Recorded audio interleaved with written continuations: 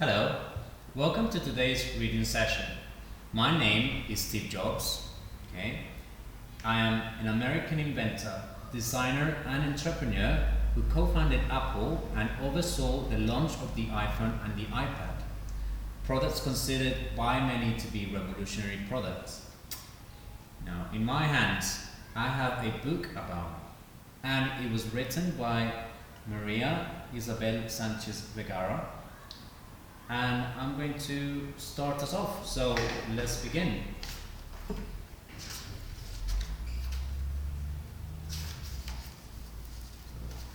Gonna have a look at the pictures. Okay, so shows me when I was a baby. So I'm going to read. Little Steve was born in San Francisco. He was just a baby when he was adopted by Mr. and Mrs. Jobs, a couple who promised to parent him with all their love and the best education they could afford. Okay. Steve was interested in how things were made and had a great time working with his dad in the garage.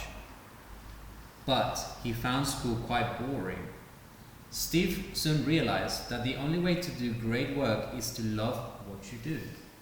Okay, as you can see, he didn't take too kindly to school, but he was a very interested young man in terms of working out what he liked in terms of like items, how they were made, and so forth.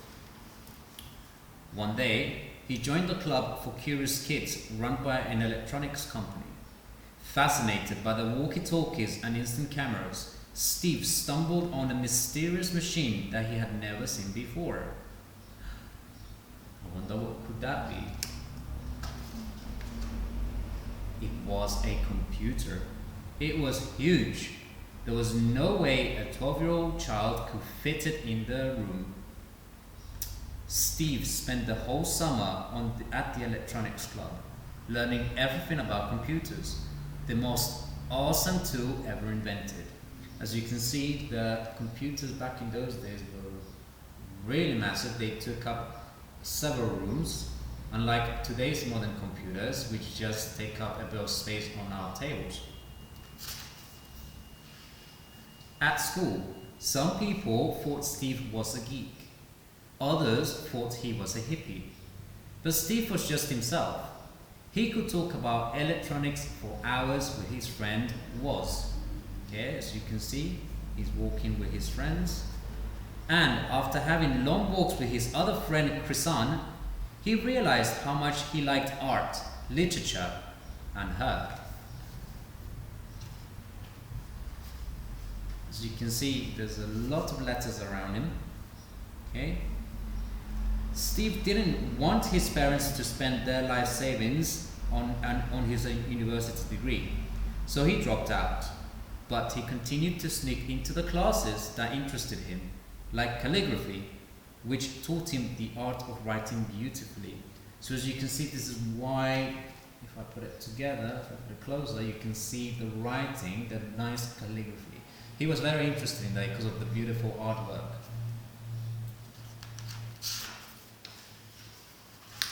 He saved all his money and took a long trip to India. Practicing meditation, Steve learned not to worry about yesterday or tomorrow and to focus on today. He knew that one day everything he had learned would connect.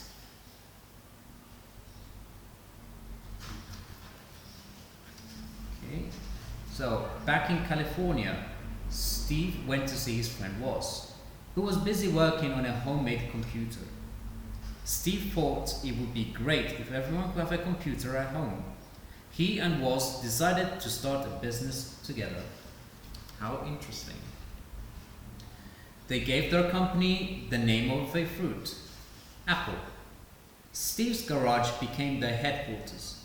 They spent long days and nights programming and imagining what a personal computer might look like. Okay, so they worked really hard day and night to create the personal computer. Woz was the genius engineer, but it was Steve's idea to make computers simple and easy to use. Soon, They went from selling 200 computers to becoming a super successful company. As you can see in here, you can see this they started from working at the garage to having lots of people. So Steve knew that great things are never done by one person, but by a team of people. He hired the most talented artists, designers and engineers, and challenged them to think differently to create the most extraordinary devices. Whether it was a computer or a mobile phone, Steve showed the world that design is not just about how things look, but about how they work too. For him, good design should help make life easier for everyone.